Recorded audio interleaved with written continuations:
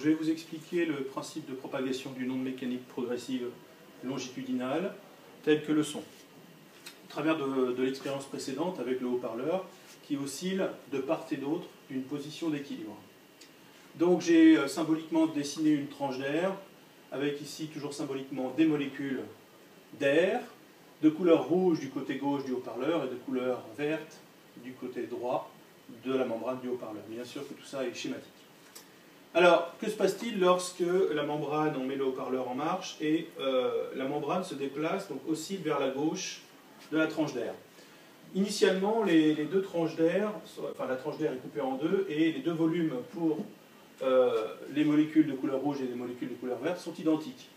La pression qui règne de part et d'autre de la membrane est égale à la pression atmosphérique P0. Donc à gauche, P gauche est égal à la pression atmosphérique et à droite, P droit est égal à la pression atmosphérique. On voit bien que la flamme est verticale.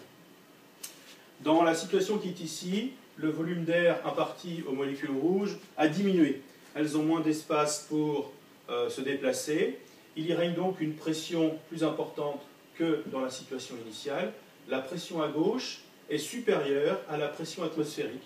Nous sommes dans une zone de compression. Dans le même temps, si le volume a diminué ici, il a augmenté à droite. Donc, on est passé d'un volume 1 à un volume 2 beaucoup plus grand. Les molécules d'air qui constituent toujours la même tranche d'air ont beaucoup plus de place pour se déplacer. La pression qui règne dans cette zone de l'espace est inférieure à la pression atmosphérique. Nous sommes donc dans une zone de détente. Alors, de ce côté-là de la tranche d'air, comment ça va se manifester au niveau de la flamme? Eh bien, nous sommes dans une zone de plus basse pression que la pression atmosphérique, donc nous sommes ici dans une zone de dépression, donc la flamme est attirée par ce volume de tranche d'air.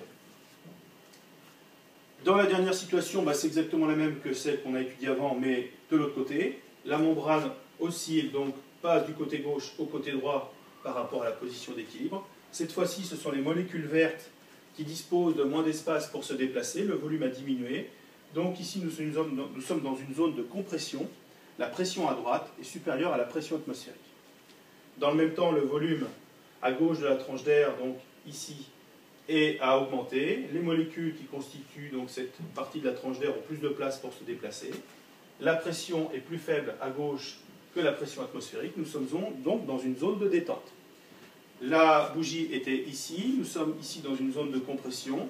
Donc ça se manifeste comment? Par une flamme qui va se déplacer vers la droite, puisqu'ici nous sommes dans une zone de haute pression. Si je résume les trois situations, je peux expliquer ce qu'est une onde mécanique acoustique progressive.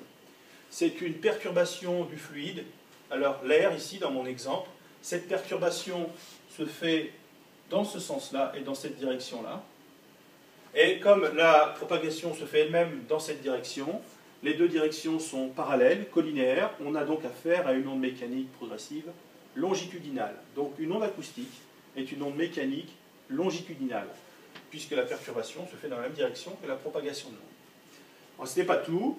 Une onde mécanique acoustique, c'est quoi? C'est une perturbation donc, du fluide, mais cette perturbation va se manifester par des zones de haute pression et des zones de basse pression par rapport à la pression initiale. Donc, une onde mécanique acoustique, c'est une succession de zones de compression et de zones de détente.